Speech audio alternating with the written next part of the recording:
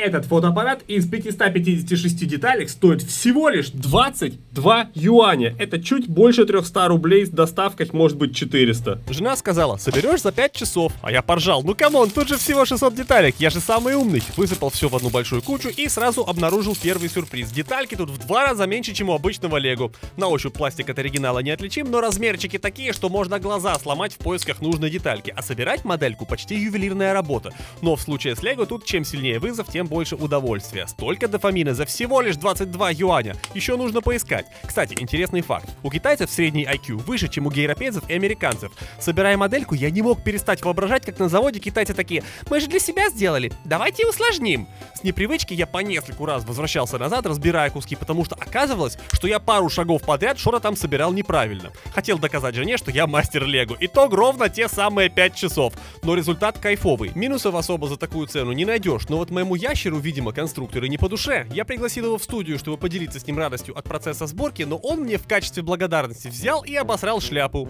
Ну что ж, рептилоиды, они такие. Я было ломанулся спасать шляпу, но задел провод, уронил штатив. Короче, домашние животные делают нашу жизнь не скучной. Главное, что в итоге никто не пострадал, контент получился, как всегда, максимально позитивным и не без говна, в этот раз буквально. Но показывать это все крупным планом я все же в последний момент передумал.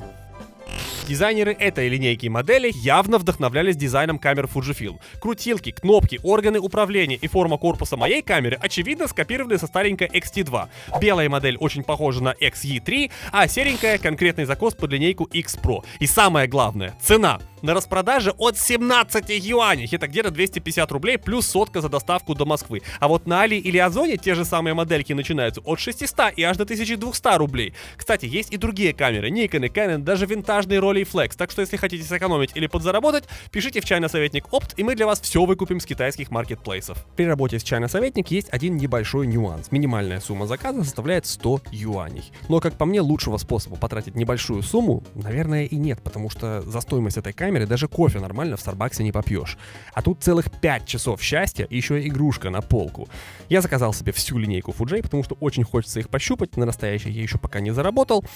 Но в следующих роликах я с радостью покажу вам процесс сборки вот этих вот автомобилей. Это Ferrari, Lamborghini, и ко мне еще едет синяя Bugatti. И я даже не представляю, сколько времени у меня уйдет на их сборку, потому что вот это у меня ушло собрать 5 часов, а здесь всего 600 деталек. В каждой из этих машинок по 3700 деталек, то есть в 6 раз больше.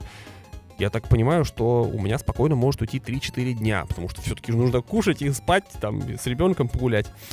В общем, на всякий случай напоминаю, что у меня есть телеграм-канал, где я рассказываю о жизни в Китае. И здесь, в Китае, все социальные сети уже давно заблокированы зарубежные, поэтому, чтобы выложить этот ролик сюда, я воспользовался высокоскоростным порталом независимости. Попробовать мой собственный высокоскоростной портал независимости вы можете по ссылочке в описании. Без рекламы, пробный доступ 7 дней. Ну и самый последний такой небольшой момент. Я записывал голос на Fifine Tank 6. Если вам нравится, как этот микрофон звучит, вы можете задуматься о приобретении подобного. На этом у меня все. Увидимся в следующем ролике. Пока.